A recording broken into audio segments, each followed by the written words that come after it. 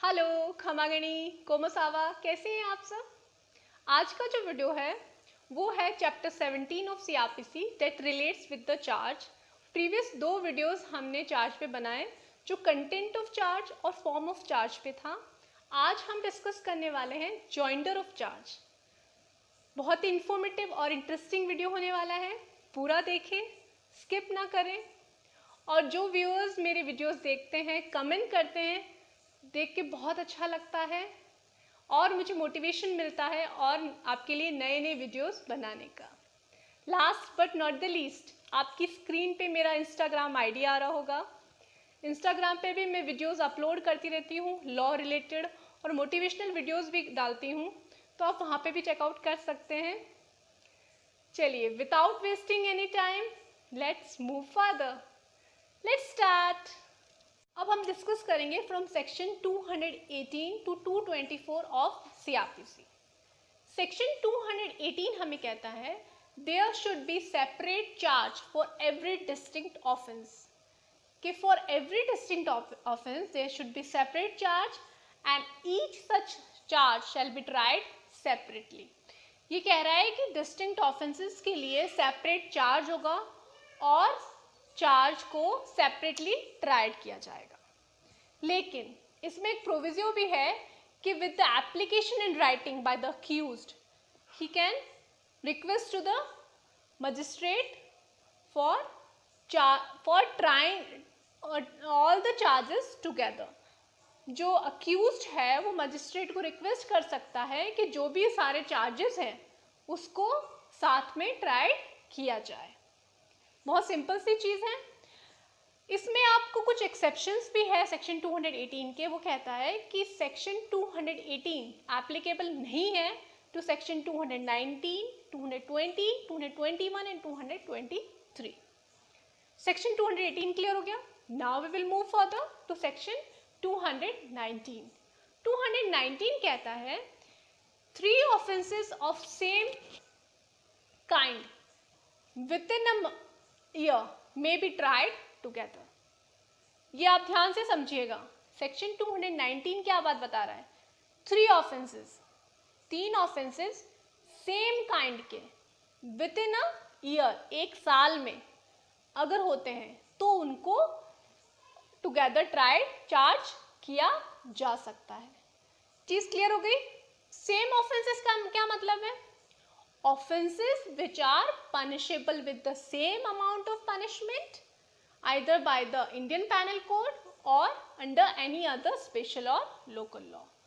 जो offenses जिसकी same punishments हो, या तो IPC के किसी सेक्शन के अंडर या किसी स्पेशल या लोकल लॉ को, तो उनको टुगेदर चार्ज किया जा सकता है। समझ में आगे से सेक्शन 379 और 380 है IPC के that relates with the theft, उनको साथ में चार्ज किया जा सकता है। सिंपल सी चीज है, क्लियर हो गई। Now we will move further section 220। 220 हमें क्या बताता है? 20 कहता है if more than one offence committed in the course of same transaction then there may be joint charge for 2 distinct offence. कि अगर 2 या 2 से ज्यादा ऑफेंसेस सेम ट्रांजेक्शन में हुए हैं तो उनको साथ में चार्ज किया जा सकता है। इसको हम एग्जाम्पल के थ्रू समझते हैं। ए जो है वो बी को रेस्क्यू करता है किसी लॉफुल कस्टडी से। लॉफुल कस्टडी से बी को वो वहां से भगा रहा है। भगाते वक्त जो कांस्टेबल है उसको वो हर्ट कर लेता है। देन ए में B charge with the offence of section 225 and 333 of IPC। तो ये दोनों चार्जेस जो लगे हैं तो ये दोनों साथ में चार्ज सेम हो सकते हैं। चार्ज दे में बी चार्ज टुगेदर। सिंपल सी चीज है। 220 समझ में आ गया। सेक्शन 221 कहता है when it is doubtful what offence has been committed. जब कोर्ट को ये डाउट हो कि कौन सा ऑफेंस कमिट हुआ है तो क्या होगा? When it is doubtful which offence has been committed then accused may be charged with having all offenses or any of such offenses। इसको हम एग्जाम्पल के थ्रू समझ सकते हैं कि ए जो है it has been accused of committing the offence of theft, theft का ऑफेंस कमिट किया है, जब उसका चार्ज फ्रेम होता है थेफ्ट का, लेकिन बाद में पता चलता है कि उसने स्टोलन प्रॉपर्टी भी हुआ है, क्रिमिनल ब्रीच ऑफ ट्रस्ट भी हुआ है, तो या तो उस पर थेफ्ट का चार्ज फ्रेम होगा या फिर क्रिमिनल ब्रीच ऑफ ट्रस्ट का भी हो सकता है या फिर स्टोलन प्रॉपर्टी का भी हो सकता है।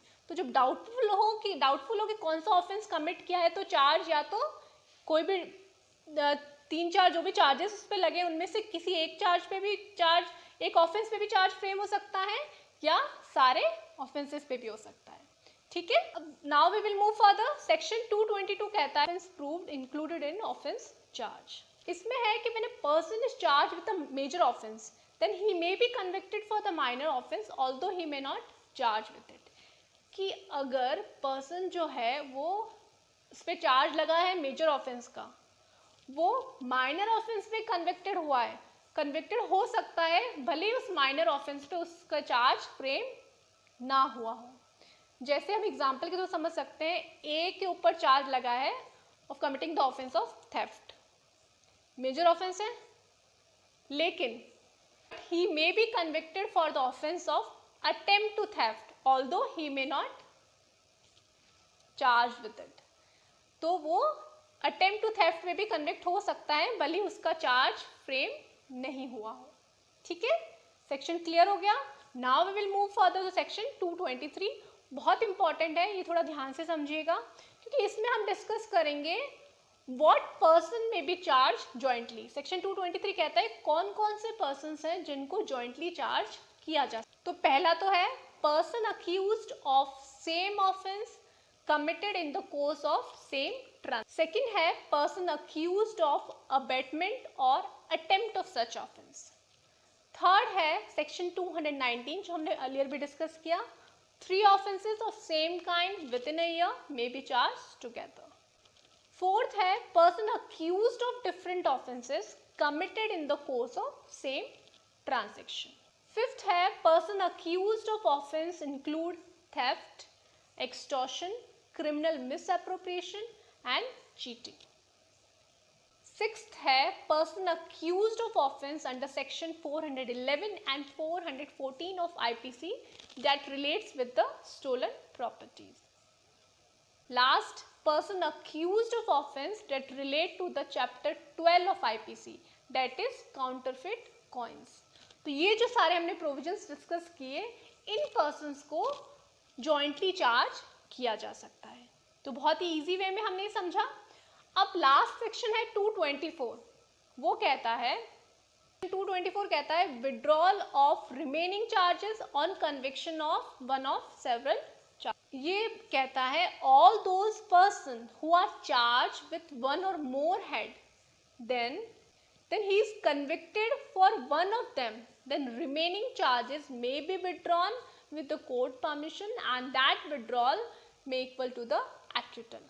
ये कह रहे हैं कि जब किसी पर्सन पे बहुत सारे हेड होते हैं चार्जेस के और उनमें से एक हेड पे उसको कन्विक्टेड किया गया है, तो रिमेनिंग जो हेड्स हैं उनको या तो विड्रॉल कर दिया जाएगा कोर्ट की परमिशन से, जो एक्विटल के इक्वल उनको माना जाएगा।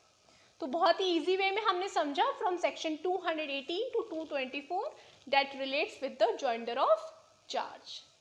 आई होप आपको एकदम क्लियर हो गया होगा क्योंकि हमने चार्ज के ऊपर 3 वीडियोस बनाई हैं और पूरी कोशिश की है मैंने इस कंसेप्ट को क्लियरली आपको समझाने की, और आई होप आपको ये समझ में आया होगा। और आपसे एक ही रिक्वेस्ट करना चाहती हूँ कि जब भी आप वीडियोस देखें प्लीज़ कमेंट कीजिए ताकि मुझे ये पता चले कि आपको मैं जो समझा रही हूँ वो कंसेप्ट क्लियर हो रहे हैं या नहीं, क्योंकि यही एक तरीका है आपके और मेरे बीच में इंटरेक्शन का। तो जब भी वीडियोस देखें प्लीज़ डू कमेंट, और अगर आपको वीडियो अच्छा लगा तो please share and like. Thank you so much for watching.